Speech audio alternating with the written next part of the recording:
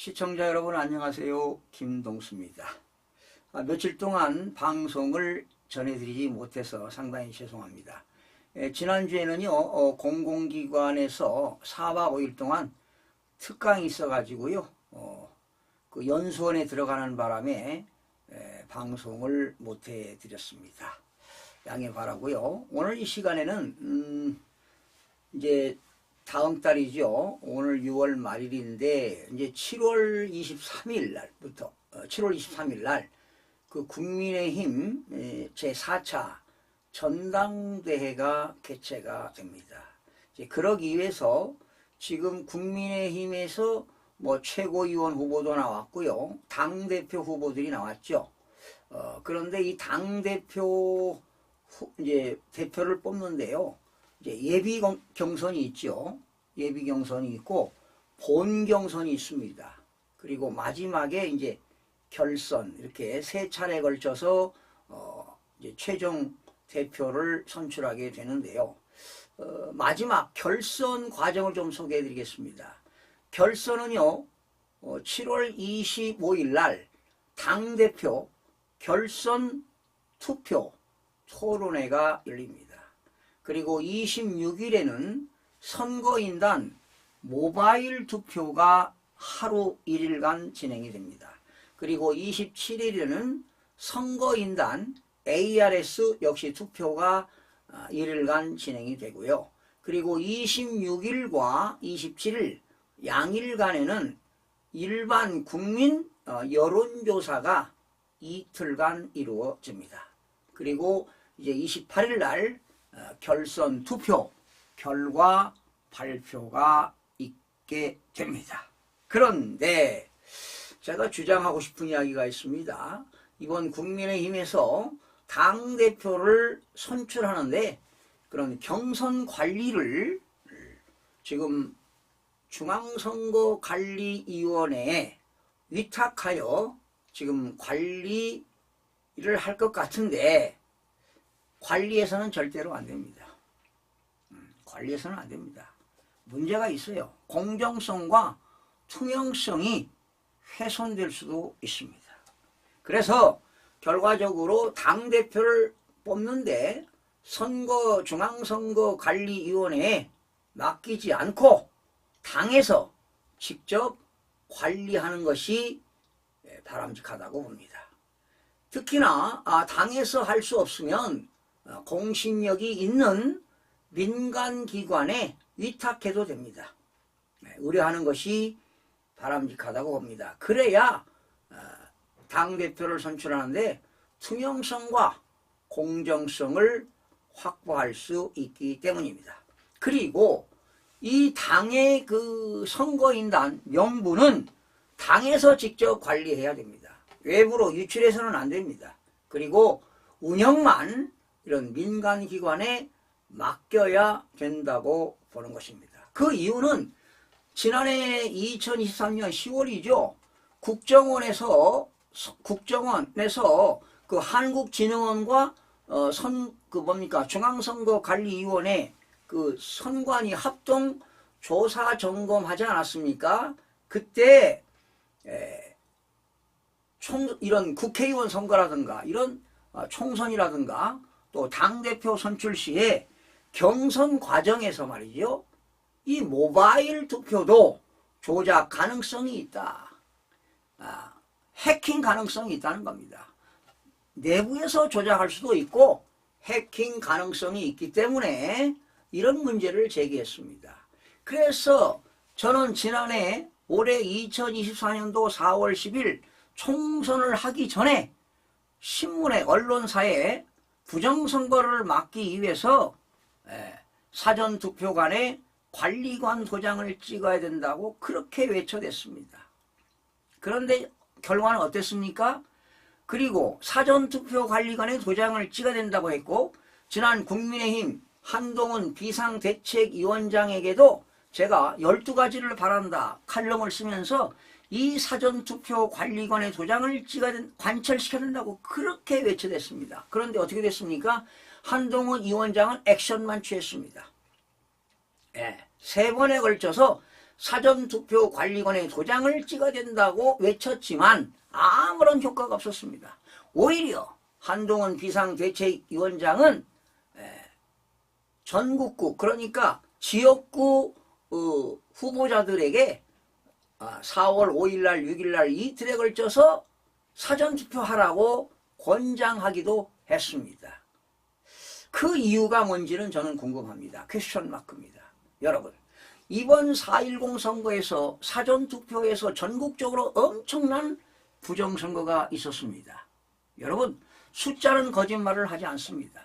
평균적으로 사전투표는 더불어민주당이 예를 들어서 65% 얻었다면 국민의힘은 35%입니다. 65대 35.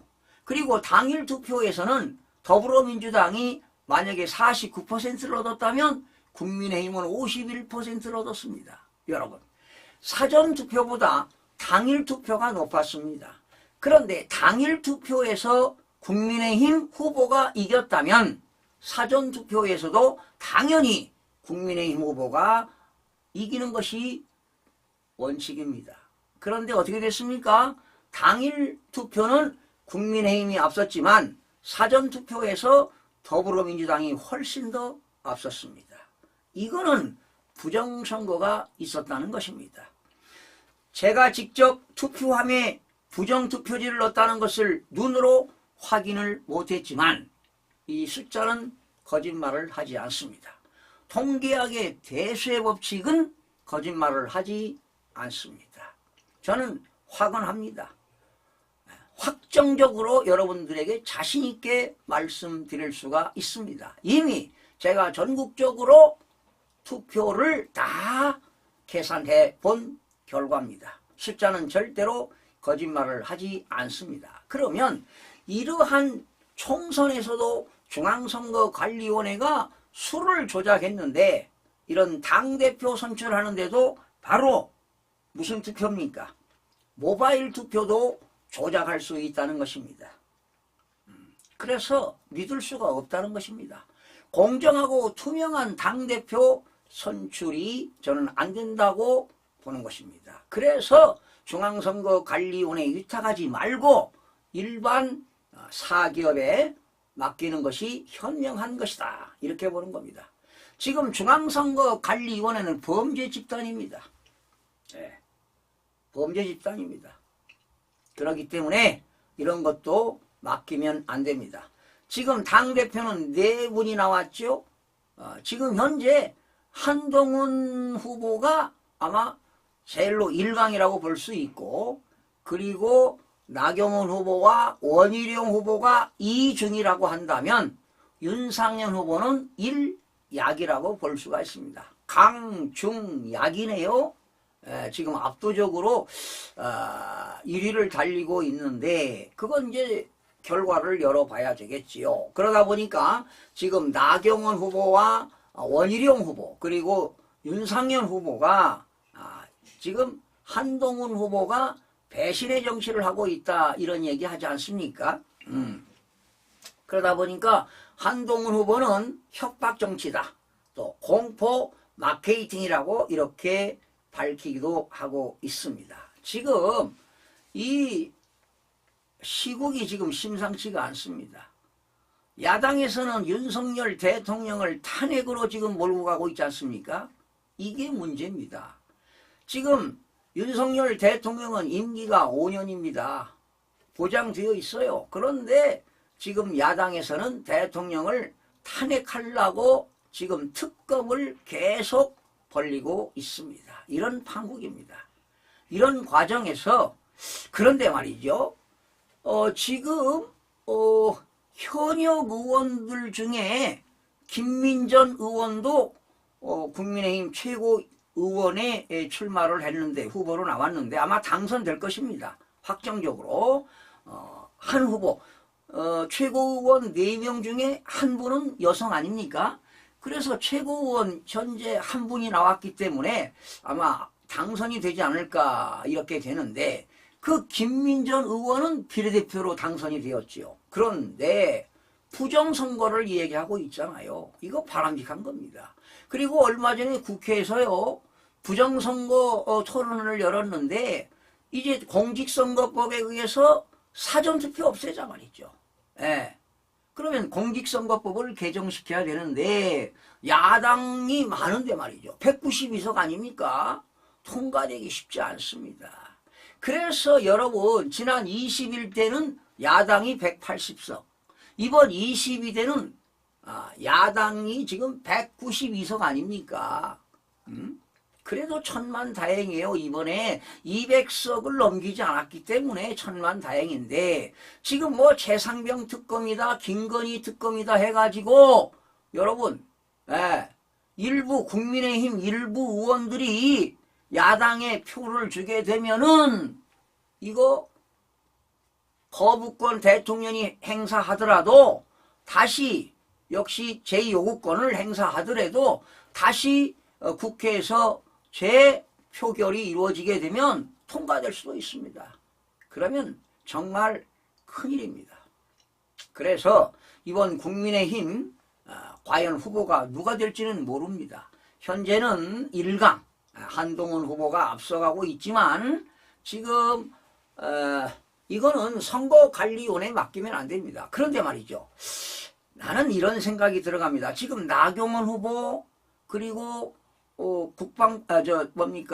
국토교통부 장관했던 원희룡 후보, 윤상현 후보는 부정선거 이야기하고 있습니다. 부정선거 막아야 된다 이런 얘기하고 있죠. 그런데 한동훈 그 전 비상대책위원장은 부정선거에 붙자도 꺼내지 않고 있습니다. 난 이게 의심이 간다는 겁니다. 이게 의심이 가요. 그래서 중앙선거관리위원회에다가 위탁하게 되면 어떤 일이 벌어질지 모르겠습니다. 공정성과 투명성이 배제될 수 있다는 것입니다. 그래서 저는 당대표를 선출하는 것도 민간기관에 맡겨야 된다는 것입니다. 지금 원외위원장 말고요. 국민의힘 원내에서도 현역 국회의원도 부정선거를 이야기하고 있습니다. 이건 대단한 발전입니다. 지금 부정선거 붙자만 얘기해도 말이죠.